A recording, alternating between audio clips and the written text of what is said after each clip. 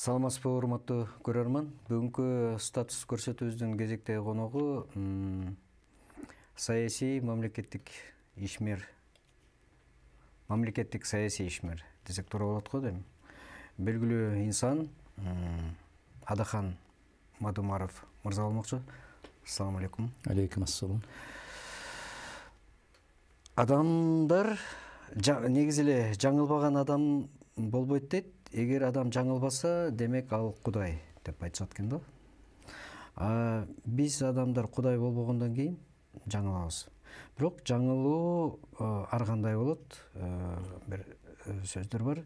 Биринчи жаңылган бул акылдуулук, экинчи жолу жаңылган бул айкөлдүк, үчүнчү жаңылган бул келесоолук деп айтышат экен да. Биз 3 жолу революция кылгандай болдук. Биз кандай болуп калабыз? Бул абдан момундай бир кызык, табышмактуу сөздөн баштадыңыз. Үчүнчү жолу жаңылышуу деген. Бул үчүнчү жолу жаңылышуу эл тарабынан болгон жок, бул жаңылышуу. Элдин арасында ар кандай бар. Бийлик менен эл тарабы бул мамлекеттик жаңылышуу. Менимче ушул туура болот. Себеп күнөөнүн баарын эл тарапка жүктөп коюш бул жеңил. Күнөөнүн баарын бийликке жүктөп коюш ал дагы андан да жеңилирээк. Жаңылганда эки тарап бирдей жаңылат. Бирдей болот. Себеп сиз айткандай ар бир жетекчи өзүңөрдөн дейт жараткан. Демек өзүңөрдөн дегенден кийин өзүңөр кандай болсоңор, жетекчиңер ошондой болот дейт. Демек жетекчилерди тандаганда эл жаңылган, жетекчилик өздөрүн жетекчиликке баратабыз дегенде жетекчиликтери жаңылган. Ошондуктан сиз айткан башындагы 3-чү жолку жаңылышуу бул жалпы жаңылышуу. Ошо бирөөнү айкөл деп, бирөөнү келесоо деп, акылсыздык деп айтыш өтө оор. Тарых берет го, бардык кубулуштардын, окуялардын баарына буюрса тарых өзүнүн ордуна бааларын берет, бирок ошол тарых бергенче эчен өмүр өтүп баратат да тилекке каршы. Негизи акылдуу адам бирөөнүн жаңылышынан сабак алат дейт да. Биз мейли 3-чү жолку жаңылышуубуз келесоолук болсун. Мүмкүн ошондойдур, ошол керектир да. Дагы жаңылабызбы? Же бул акыркысы болушу мүмкүнбү? Өзүңүз айтпадыңызбы, жаңылбаган жалгыз жараткан деп. Бирок мамлекет үчүн жаңылуу деген бул бир адамдын жаңылуусу эмес да. Жана айтып атпаймынбы, таразанын бир жагында эл турса, таразанын экинчи жагында тең салмактуулук болгон бийлик болот. Эл оор болсо, бийлик оор болот. Эл жеңил болсо, бийлик да жеңил болот. Мен сиздин бир сөзүңүзгө кошулам да. Айрыкча биздин эл пафосный болсун, мейли кандай болсун, алтын эл да. Муну биз мындай чындыгында эле элдин башына кыйынчылык түшкөндө көрүп аттык да. Мисалы үчүн биринчи самолет кулап 40 адам өлгөн убакта, кыш кычыраган кышта эл өзүн өзү дем берди. 100 миллион сомдон ашык акча жыйнап берди. Экинчи жолу ошол жыйналып берген акчаны бийлик даректүү кылып жеткирип бергенге да жараган жок. Бул жерде эл өтө өзүнүн бийиктигин көрсөттү. Экинчи жолу кечээ мына коронавирус болгон убакта дагы эл өзүнүн. Демек биздин эл, эсиңизде болсо керек, Хиросима менен Нагасакиге жанагы атомдук бомба түшкөндө Япония тыптыйпыл болуп калган да, мындай жер менен жер болуп калган. Ошо азыр деле айтып жүрүшөт, гүлдөн көтөрүлгөн эл деп. Бул демек элдин кыйындыгы. Биз ошондой боло алабызбы? Жалгыз эле Хиросима, Нагасаки эмес, кечээ 45-жылы Германияны караңыз. Германия, вот. Ошол күл болуп калган жерден кайра гүл болуп өсүп чыккан эл. Элдин улуулугу. Өзүңүз айткандай, биздин кыргыздын керемет касиеттери бар. Укмуш сапаттары бар. Баары аралашып кеткен да. Биз айтып жүрбөдүкпү, жана революция жасаш керек, бирок аң сезимде жасаш керек. көйдөн да көкүрөктө жасашыбыз керек. 4 октябрда революцияны калемдин учу менен жасаш керек деп.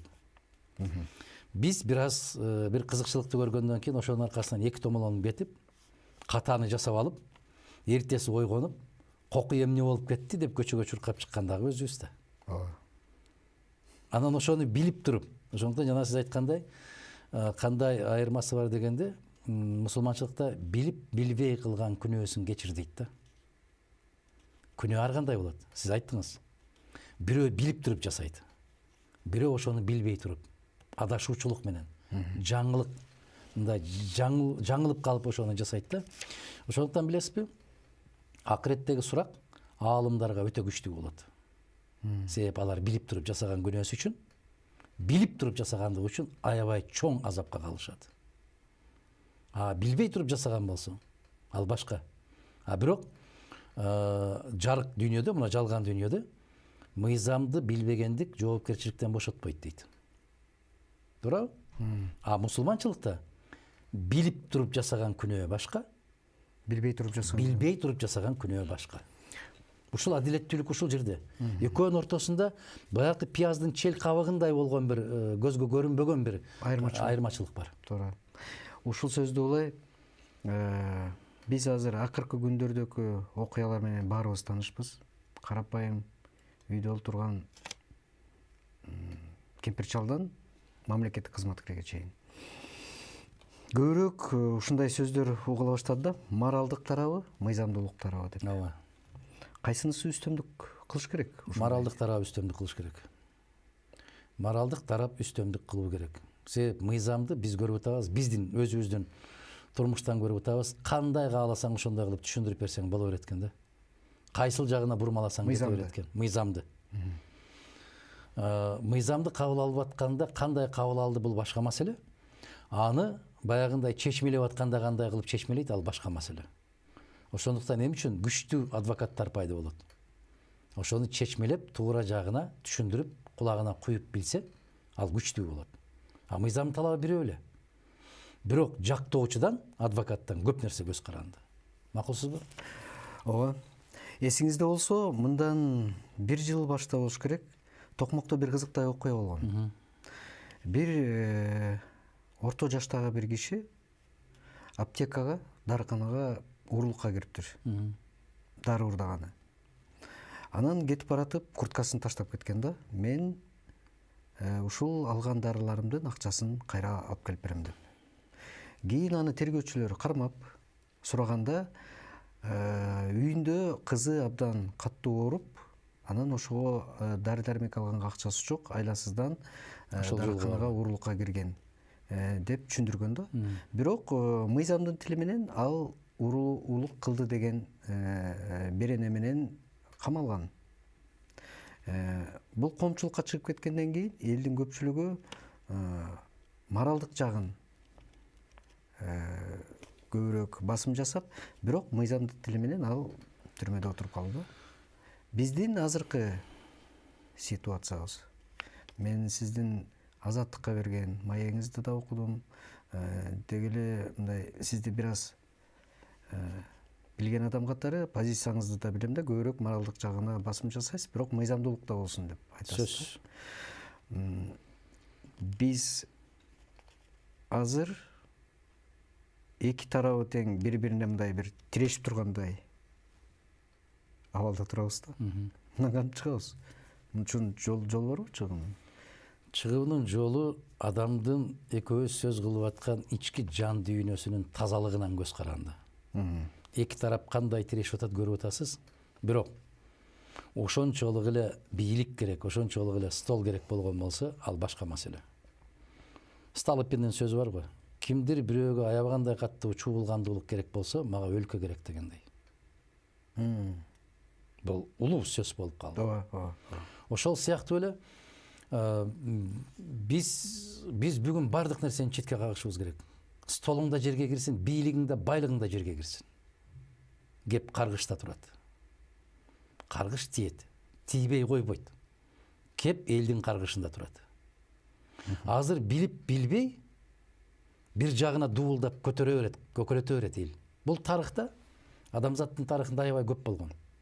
Аябай чоң күч менен көтөрүп барышып, кучактап, беттеринен сүйүп, буттарынан сүйгөнгө чейин барган баатырларды бир ай, 2 ай өткөндөн кийин найзанын учуна сайып алып көтөрүп түшкөн. Ошол эле Жанна Даркты караңыз. Тарыхты. Ошол эле Наполеонду караңыз. Наполеон өлкөнү сактап калды.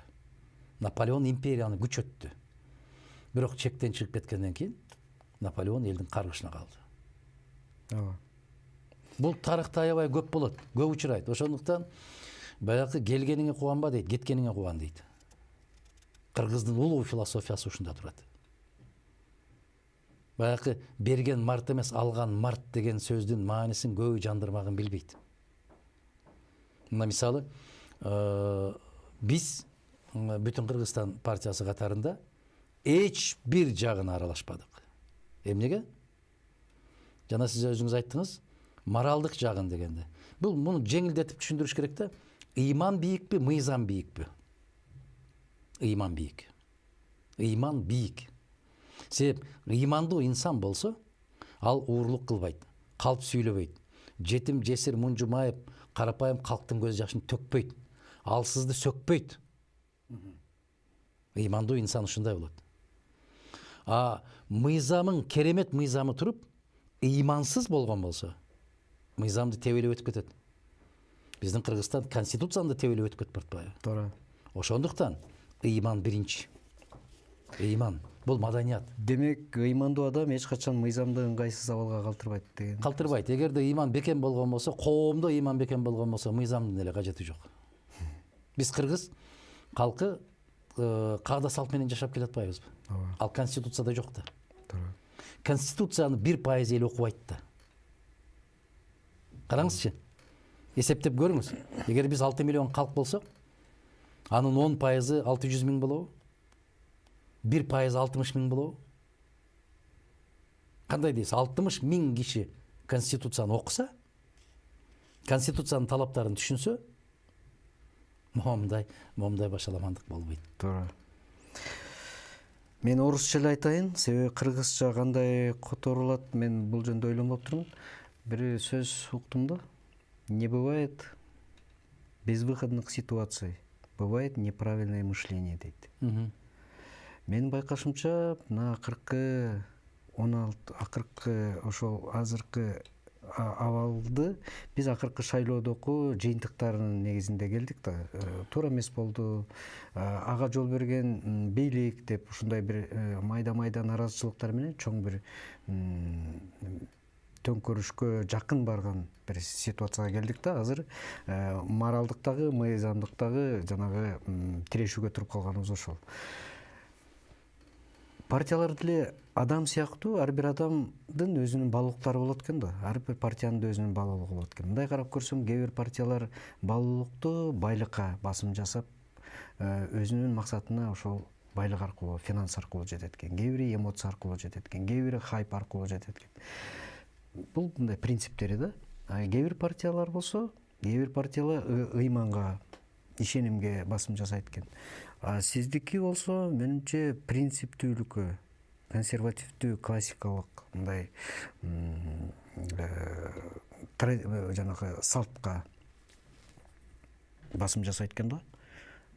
Бул көз караш азыр актуалдуу деп ойлойсузбу? Өтө актуалдуу. Бүгүн абдан актуалдуу. Себеп жана ыйман жөнүндө сөз кылып атканда, Пайгамбарыбыз Мухаммад саллаллаху алейхи вассалам айтат да, өзүн өзү кызматка сунуштаганды колдобогула дейт. Кызматка койбогула. Койбогула дейт. Өзүн өзү сунуштагандар. Жулунгандарды, жулкунгандарды. Туура. Себеп ал убактылуу гана элдин колдоосуна ээ болот дагы, жараткандын колдоосунан ажырайт дейт. Ошондуктан биз канча акылыбыз бар, өзүбүздү өзүбүз эч качан сунуштабайбыз. Өзүбүз эшик кагып кирбейбиз. Бирөөнү жулкулдатып жакасынан кармабайбыз, менин бул жерге коюшум керек, тиги жерге коюшум керек деп. Бирөөлөр менен соодалашпайбыз. Өзүбүздүн принцибибизде зыян тартсак дагы тура беребиз. Бүгүн түшүнбөсө эртең түшүнөт. Эртең түшүнбөсө бир айдан кийин түшүнөт. Ал биздин жоготуу эмес. Мүмкүн убактылуу биздин жоготуу болот. Бирок инсан катары, руханий баалуулук катарында ал жоготуу эмес. Бул сабыр. бул сабыр. Сабыр. Аябай чоң сабырдуулук. Негизи бүгүнкү шайтан заманда сабырдуу инсандарды жакшы көрбөйт. Момундай болуп туруп калды, анан кийин элдин баары алып атканда унчукпай койду. Менин партиялаштарымдан 1-2 чыкты. Элдин баары акимчиликтерди, мэр шаардын жетекчиликтерин басып алат. Биз эмне кылалы деп. Бирөөң бир кадам жылбайсың деди. Биз мындай жол менен кирбейбиз. Эшик турса тешиктен секирген партиялардан эмеспиз. Биз жараткандын буйругу менен калдайган калың калктын колдоосу менен ошол элден ишеним алып, элдин мандаты менен гана киребиз. 4-5 кишинин жүгүрүктөрү менен кирбейбиз. Анан дали оңолбодуңуз дегендей сөздөрдү уктум. Оңолбойм, бул жагынан мен кебелбес турам. Себеп ар бир нерсе өзүнүн жолу менен, мыйзам менен болуш керек. Эсиңизде барбы? Троя деген керемет фильм бар. Ооба. Ахиллес. Ахиллес менен Гектор экөө бири-бирин ушунчалык жек көрөт. Ушунчалык экөө эриөлгө чыгып чабышып атканда бир ашыктай болгон таш, жылкынын ашыгындай болгон ташка чалынып, Гектор кулап түшүп атат. Ахиллес эмне деди? Тур. Менин даңкымды кандайдыр бир таш алып койгонун каалабайм деди. Керемет. Укмуш, караңызчы, не деген философия жатат. Кулап калгандан кийин секирип барып туруп эле тиги муздап салса да болот. Муздап салса болот, башын жара чапса болот. Жок, тур дейт, тур. Сен тур, экөөбүздө бирдей шарт болсун. Кулап калган кишини өлтүрүп алып, мен атагымды чыгаргым келбейт. Анда менин атагым тиги ташка өтүп кетет дейт. Ошол сыяктуу эле. Бүгүнкү түзүлгөн кырдаалда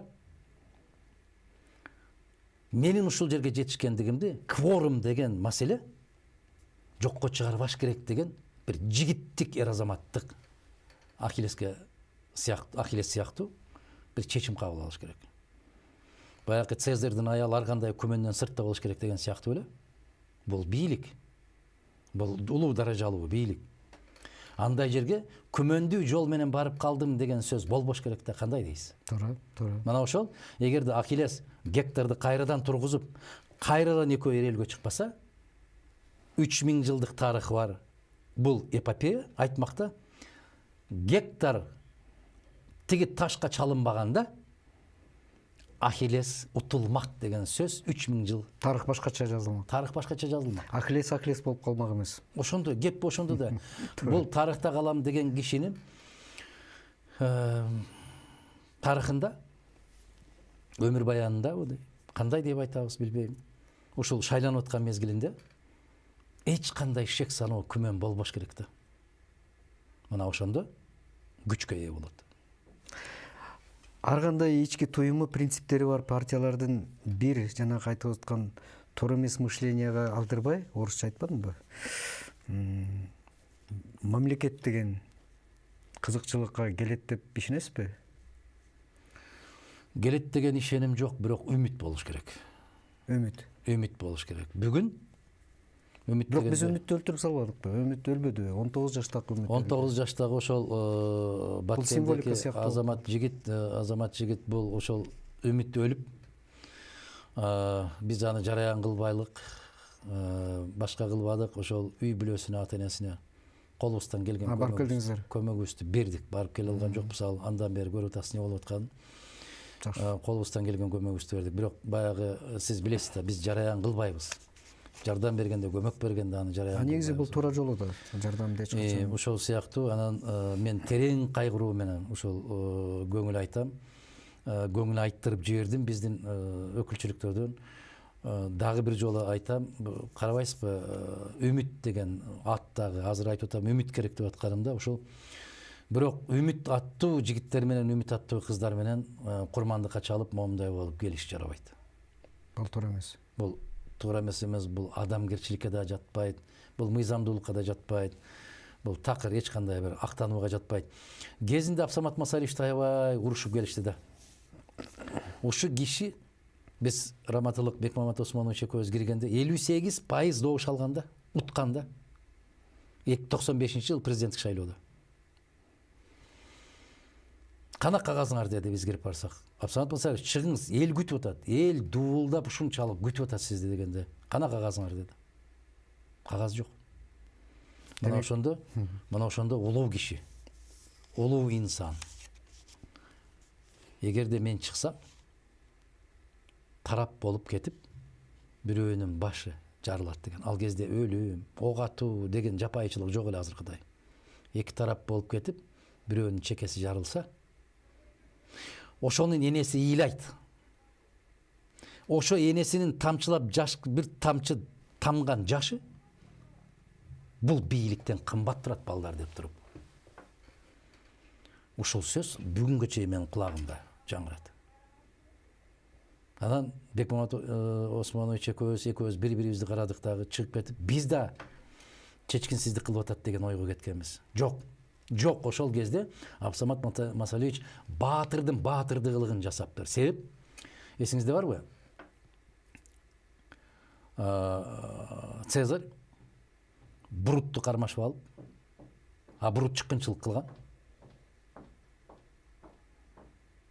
Кармап, ушуну өлүм жазасына тарт дегенде, Цицерон чыгып айтат, коюп жибер дейт. Бошот дейт. Элдин көзүнчө жакшы көрүнөм дегенби, же башка дегенби, Цезарь коюп жиберет.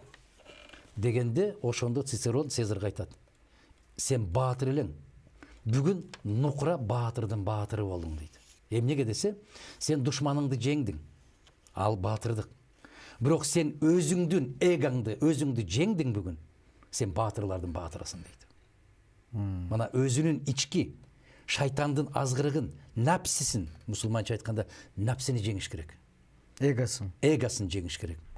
Бул эганы жеңе албаган киши өлкөнү, мамлекетти жакшы жолго сала албайт. Айтып атпаймынбы? Мен дедилерби 300 киши ал жерде жыйналып, 1000 киши ал жерде, 800 киши бул жерде жыйналып, бул районду ала калалы, тигини ала калалы деген азаматтар болду, толуп турду. Бир кадам жылбайсыңар деген менин талабымдын натыйжасында эч ким эч кандай нерсе болгон жок. Тескерисинче биз ошол күндөрүндө 40-тан 50-дөн кишилерди, жаш жигиттерибизди, биздин жаш канаттарды коюп, мамлекеттик ишканаларды коргоп турдук. Сиз экөөбүздүн бул маегибизди уккан кээ бир көрүүчүлөр момунтип айтышы мүмкүн да. Курсан Асанов менен Субаналиевди кайда алып барат депчи. Курсан Асанов дагы алар сиздин партияңыз менен кеп баратышкан. Анан бирөө СНБга барып, бирөө ички иштер министрлигине барып, дагы бир биз эми бул жактан журналисттер көрүп турабыз да, карап. Мүмкүнчүлүк Адахан Мадумаровду абдан чоң болчу. Мамлекетти бардыгын колуна алып, жанагы орусча айтканда обнуление кылып, перезагрузка. Кайрадан тургузганга мүмкүнчүлүк болду эле, колдонгон жок деп. Колдонбойбуз. Биринчиден ушундай деп жооп берем. Экинчиден, эки жигит боюнча экөө тең Кыргыздын белгилүү азаматтары, жигиттери. Бирок экөөнүн тең барып ошол жерге отуруп алганынан түк кабарым жок эле мен. Билген жок белеңиз? Түк кабарым жок. Такыр кабарым жок болду. Кызык. Анан мен Субаналиевдин билдирүүсүн угуп калдым. Мен так эч кайсы партияга тиешем жок. Биз партияда болгонго тыюу салынат. Биз аскерги ишчибиз. Мен коопсуздук кеңешинин катчысынын орун басарымын. Легитимдүү инсан катарында мен ушул жолго бардым деп отурганын кийин мен сиздер сыяктуу эле социалдык тармактардан көрүп калдым. Мага кишилер жиберди. Мен социалдык тармактарга кирбей, ошо кишилер жиберди. Баракелде, болсун деп койдум. Курсан Асанов, мен 1-2 жолу телефон чалдым. Ким алып барды сени? Жамаат дейт. Ушул отурганың кандай болот? Эл суранды дейт. Эл суранды, ушундай бата берди, алып келип отургузду дейт. Андай болгон болсо биринчи кезекте дедим, мына мамлекеттик ишканаларды, анан биздин ишкерлердин дүкөндөрдү эң эле каттуу сыздаган эл болуп калат да дайым эле. Төңкөрүш болсо эле. Баягы терезелерди талкалап, айнектерди талкалап кеткен менен ошол байкуштарда кредитте олтурушат да. Аны эмне үчүн жапайычылыкка барышасыңар? Ушул жагын карап бер дедим. Болду.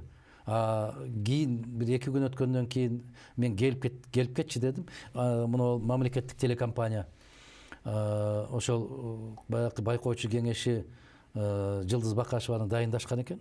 КТРде.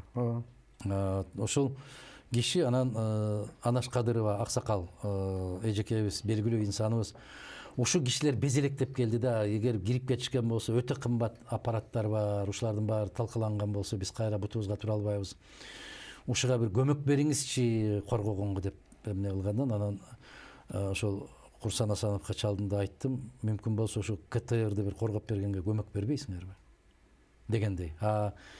Мисалы бул ушундай окуя болду да, балаңды эртең менен үйдөн чыгарып атып түпсүз окууңа бар деп жибересиң да. Ал жолдон баратып компьютердик класска кирип кеттиби, же жолдон баратып киного кирип кеттиби, кайда кирип кеткенин билбейсиң да. Ошол сыяктуу эле болуп калды. Мен үчүн ушундай болуп калды. Аябай таң калдым. Экөө ушундай эки жерге барып отур дегенде абдан таң калдым мен. Бул кандай бул? Бир айтып, мындай бир кеңешип коюшса болмок да. Бирок кандай болгон жок. Булар өздөрүнүн жеке чечимдери болгондур го. Жеке чечим себеп мен ошол Субаналиевдин сөзүн угуп калдым. Биз эч кайсы партияга тиешебиз жок, аскер кишиге. Бизде партияда болууга мүмкүн эмес. Бирок биздин катарда ошол шайлоого барышты. Мындай көрүнүштөр бир эле сиздердин партияңыздарда болгон жок да. Кээ бир партиялар ошол эле премьер-министрлик кызматка чейин талашып, президенттикке чейин жетишкен жок. Өздөрүнүн партияларын четке кагып. Ооба. Көрдүк алардын баарын. Ошол эле жанагы медицина, прокуратура дегендей бизде көп го. Бизде эмне көп, министрлик көп, агентство көп. Негизи кресло мындай караганда баарына эле жетет да. Эгерде келишип неме кылса, эң көп мамлекеттик кызмат бизде болуш керек. Руслан мырза, бул эле эмес, кечирип коесуз. Биз баягы координациялык кеңешке кирип, мыйзам талаасына киргизүү үчүн деп жан үрөгөн партиялардан дагы макулдешип отурушуп алып, чыгып кетип башкача оюндарды жасап жиберишпедиби? Башка жол менен кетип калышпады. Ошондуктан баягы керемет сөз бар го. Баарына жагам деп өзүмдү жоготуп алдым дейт. Өзүмдү табам деп жалгыз калдым дейт. Жакшы сөз экен. Керемет сөз. Мага ушунчалык катуу таасир кылат ушул сөз. Анан таразага коесуң. Баарына жагып жашагың келеби, же өзүңдү таап жашагың келеби? Мен өзүмдү тандап алдым. Мен өзүмдү табышым керек дагы, жаратканды таанышым керек дагы. Эч бир кишиге жагайын деген оюм да жок. Мындай бир аракетим да жок. Баары бир эч качан эч кимге жакпайсың баарына. Ошон үчүн өзүң менен өзүң болгонуңдан өткөн дурус. Саясатта болуу мүмкүнбү? Саясатта да болуу мүмкүн. Мына азыр менин балдарым айтат, жана жаштар канатынан социалдык тармактардан дейт. Мына ушул партияны колдоп койбойсуңарбы, азыр ушулар келип калды, эми ушуну жок, садакаларым жок. Колдой албайм. Себеп туура эмес басып бараткан кишини колдоп калып, эртең дагы бир баткакты басып алгың келбейт. Убалына каласың, эмне кажети бар. Канчалык жакшы көрсөң дагы туура эмес баратканда туура эмес баратасың деп айтуу керек. Мына буга мисал бүтүн президенттер, бардык президенттер. Мен ушуну сурайын деп аткам да. Сиз дайыма эле мына мен билгенден 95-жылы. Биринчи болуп кайсыл немеде келдиңиз? 95. 95, Ошо 95-те приватизация жанагы болгондон баштап эле сиз өзүңүздүн оюңузду ачык айтып, бийликтин жүргүзүп аткан саясатынын туура эмес жагын сүрөттөп келеткенсиз. Ошол эле Акаевдин убагында, ошол эле Бакиевдин убагында, Атамбаевдин. Бирок эмнегедир андан жыйынтык чыгарган эч ким жок да. Бул сиздин көрөгөчтүгүңүзбү же бул эмне интуициябы? Аларды сиз кайдан билесиз мындай ушундай болуп каларын? Бирок аягында ошондой болуп калып атат. Мен таң калып жатам. Адам эгер эртеңкисин билбесе, саясатка келиштин кажети жок. Анализдеп билиш керек. Эгер ушул жол менен кетсек, түзүлгөн кырдаал кандай болот? Биз 5 жылдан кийин биздин аймакта кандай кырдаал түзүлүшүн адам акылы менен тааныш керек. Биз жаратканды да көрбөйбүз го, акыл менен тааныбыз го. Ошон үчүн келечекти билбейбиз. Келечектин баары кайып. Кайыпты жараткандан башка эч ким билбейт. Бирок ошол кайыпка кандайдыр бир белгилер берилген, белгилерди окуп билишибиз керек. Өткөндөрдөн сабак алышыбыз керек да. Тарыхтан сабак алышыбыз керек. Тилекке каршы өзүңүз айткандай 95-жылдан бери чыркырап айтып келе бересиң. Ошол кезде бийлигиң эле эмес, элдин дагы көпчүлүгү түшүнбөйт. Мени тепкилей берет. Ушундай керемет академик инсан келди, эмнеси жакпай атат деп менен аябай көп урушкан азаматтар болгон. КТРдан эртели кечке чейин атайын көрсөтүүлөрдү ачып, жемелеп тепкилешкен учурлар болгон. Башыбыздан өткөрдүк аны. Андан кийин деле мына Курманбек Салич менен иштеп атканда Аскар Акаевичти мен инсан катарында эч качан тийчү эмесмин. Бирок саясатчы, жетекчи катарында болбойт деп. А кишини кылгылыкка кыргызга кылганга сак болгон десем, президент качан каччы эле деп мен аябай жемелеген аксакалдар. Качып кеткенден кийин айтат, ушул күндү көрмөк дейт. Алар. Мен коргойм. Курманбек Саличке да ушундай болуп айтканбыз. Мына гезитке чыккан экен 5 февральбы, 6 февральбы ушул интервьюм чыккан экен. Арабаны аттын алдына коюп чаап баратат, жакында кулайт деп. Десем мага аябай акылмандар көп болгон. Иттей жемелешкен мени. Ушинтип айтасыңбы? Арабаны аттын алдына кантип коёт? Бул кантип кулайт? А кийин айтат. Ушуну көрмөк бул дагы. Отунбаева боюнча да, Атамбаев боюнча, Жээнбеков боюнча, кимдер болсо ошол болсун, айтып коесуң, жалгыз болосуң. Жана айтпадымбы сизге? Баарына жагам деп өзүмдү жоготуп алдым, өзүмдү табам деп жалгыз калдым деп. Жакшысы жалгыз калган жакшы. Бирок чындыктан кылдай кыйшайбай. Сиз айтып атпайсызбы, ушул керекпи дегендей кылып? Бул керек, мага керек эмес, бул тарыхка керек. Мен ошол 95-жылдарда чыркырап сүйлөп атканымда депутаттарды билем да. Мен силер үчүн сүйлөгөн жок, мен тарых үчүн сүйлөйм деп кайрылат элем. Себеп мен билем, чыркырап турсам деле мени колдобойт, добуш бербейт. Эл деле ошол 20 күндөн ашыгыраак мезгилде кыйкырып эле айттым го. Ак таяк, көк таяк болуп, бири-бирибиздин артыбыздан кубалашпай, калемдин учу менен революция жасагылачы, ак үйдү өрттөп, көк үйүн басып алып революция кылган токтотолучу деп кайрылбадымбы? Жок, калемдин учу менен жасабайт дагы. Таягын көтөрүп, керек болсо тапанчасын көтөрүп келип алып. Ушул керекпи бизге? Достко күлкү, душманга таба. Мына ушундай жагдай. Менин акыркы суроом болсун. Акыркы дебеңиз, мындай жыйынтыктоочу. Жыйынтыктоочу дегеним ушул көрсөтүүбүздүн эмесинде. Кечээ ошол абдан эл буркан шаркан түшүп, биз революция кылып атабыз деген убакта сиз кечинде элдин алдына чыгып турсуз да. Анан ошол жерде сизге кол көтөргөндөр дагы болуптур. Негизи биз кыргыз эли запкы тарткан адамдын тарабын көбүрөөк колдойбуз да. Биздин жан дүйнөбүз ошондойбу билбейм. Анан бирок мен байкадым, ырас болду деген адамдар дагы көп экен да. Мындан да жаманыраак болуп кетсе жакшы болмок деп сүйүнгөн адамдар бар экен. Бул эмне себептен деп ойлойсуз? Бул менин угушумча каркыра деп байланыштырып атышат. Ушул жөнүндө сиз бир ачык, даана мындай бир айтып берейин деген оюңуз барбы? Бир мындай таржымалын, себеби көп сөз болот. Протокол деп айтышат. Карасаңыз эми ачык, даана деп бар 10 жылда, 5 жылда көтөрө бересиңер да. Мына мисалы дагы 10 жыл өтөт, Аллах өмүр берсе. Мен наоборот, мен ойлоп атам, ооруган жерди тийбей койсо ал оору күчөйт да. Наоборот, аны кайра катуураак ооруткан сайын ал оору сезилбей калабы деп ойлойт. Ооруган жерди чукулай берсе, ал бүтпөйт. Дарылаш керек. Вот. Ошондуктан ошол мезгилден берки айтып келатканда берки 10 жашар балдар 20-га чыкты. 20-дагы балдар 30-га чыкты. 30-га чыкты. Ооба. Ар 5 жыл сайын айта берип, айланайындар. Тиешең болгон болсо билгениңди кылып албайсыңбы? Сиз экөөбүз бир каркырага барып келбейлиби? Бир тартып келбейлиби ушул? Барып келгендердин баары бар. Биз 100 миң, жаңылышпасам 80 миң нускада момундай китепче кылып чыгардык. Окубайт. Ушул боюнчабы? Ооба. Окубайт. Окугандар тымпыйып айтпайт. Бул эч качан жеке киши, жеке инсан. Мен 1000 жолу какшап айттым. Мен өзүмдүн колум менен курган үйүмдү да сата албайм мен.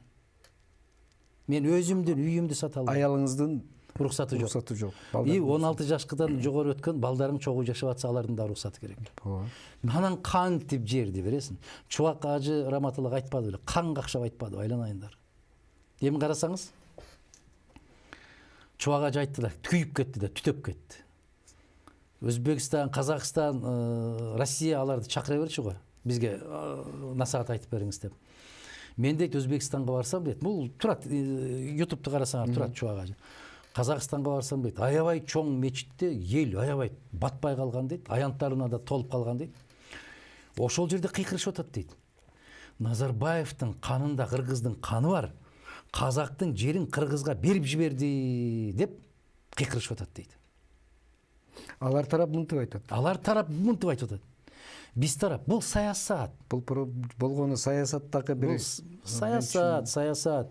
Кудай жалгап бир дүкөн менчиктештирбесем, же бир өтүк оңдоочу жай менчиктештирбесем, Кудай жалгап бир мамлекеттен бир моундай бир калем албасам, акыры бирдеме деп табыш керек го. Кандай дейсиз? Бирдемесин таап, Цезарь жанагы Египетти каратып алып келатканда айтат го. Цезарь сен жөнүндө аябай жаман сөздөр тарап кетти десе, демек мен аябай туура жашоодо бараткан экенмин депчи. Ошол сыяктуу не деп кыйкырса ошол деп кыйкырсын. Тарых бар.